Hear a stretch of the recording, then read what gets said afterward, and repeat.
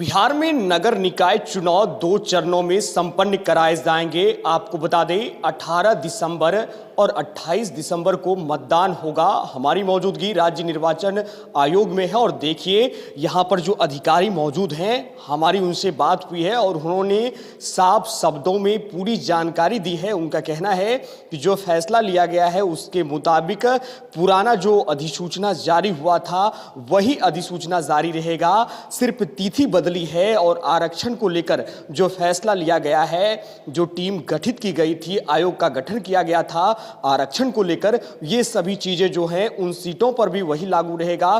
सिर्फ तिथि बदली है, यानी कि बिहार में 2 चरणों में मतदान संपन्न होगा। आप देख सकते हैं तस्वीरें, ये अंदर की तस्वीरें हैं। हालांकि यहाँ पर जो वरीय पदाधिकारी हैं, राज्य निर्वाचन आयोग के अध्यक्ष हैं, वो उनसे मेरी फोन पे बातचीत हुई है और यहाँ पर जो मौजूद सदस्य हैं उनसे बातचीत हुई सामने से, तो उन्होंने साफ तौर से इस बात की पूरी जानकारी दे दी है और कहा है कि अब कुछ भी नहीं बदलने वाला है। यदि कोर्ट का कोई फैसला सामने आता है तो उस पर जो है विचार किया जाएगा, लेकिन राज्य निर्वाचन आयोग अब चुनाव कराने को तैयार है। आपको बता दें 4 अक्टूबर को चुनाव स्थगित कर दिया गया था और कई बातें सुनकर जो है सामने आई थी। उसके बाद पूरा मामला सुप्रीम कोर्ट में चला गया था, पूरे मामले को दर्ज कर लिया गया था।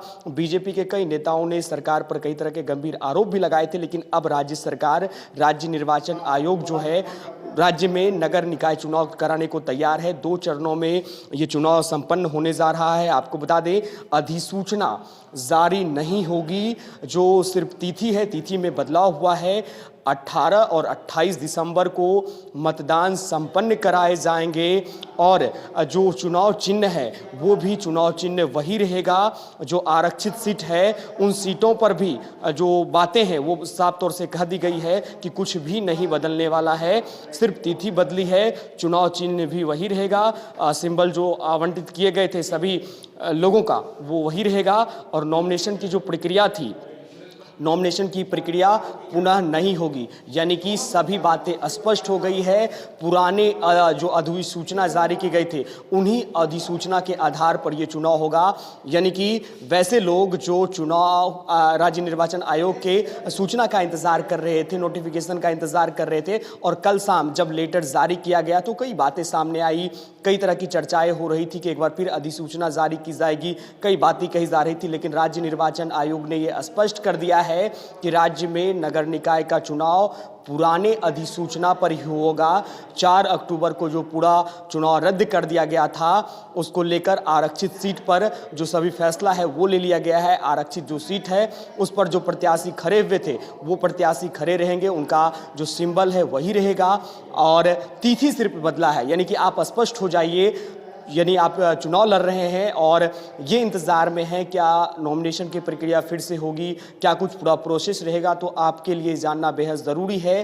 कुछ भी नहीं बदला है, पुराना सारा चीज़ रहने वाला है। सिर्फ तिथि जो है, मतदान की तिथि वो बदली है। 2 चरणों में ही मतदान हो रहा है। पिछले बार भी 2 चरणों में मतदान था, 18 और 28 को, और राज्य निर्वाचन आयोग के पदाधिकारी ने बात करते सभी बातों को स्पष्ट कर दिया है। आप देख सकते हैं ये तस्वीरें, ये जो तमाम चीज़ें हैं, इन चीज़ों को भी बताया गया है कि वैकल्पिक दस्तावेज जो हैं, पहचान पत्र की बात कर लें और मूल प्रमाण पत्र की बात कर लें, सभी चीज़ों को यहाँ पर जो है प्रमाणित तौर से लिखा गया है और यहाँ से स्पष्ट जानकारी हम आपको बता रहे हैं। राज्य निर्वाचन आयोग के द्वारा ये स्पष्ट जानकारी दे दी गई है कि अब कुछ भी नहीं बदलने वाला है, पुराने सिंबल पर ही चुनाव संपन्न होगा।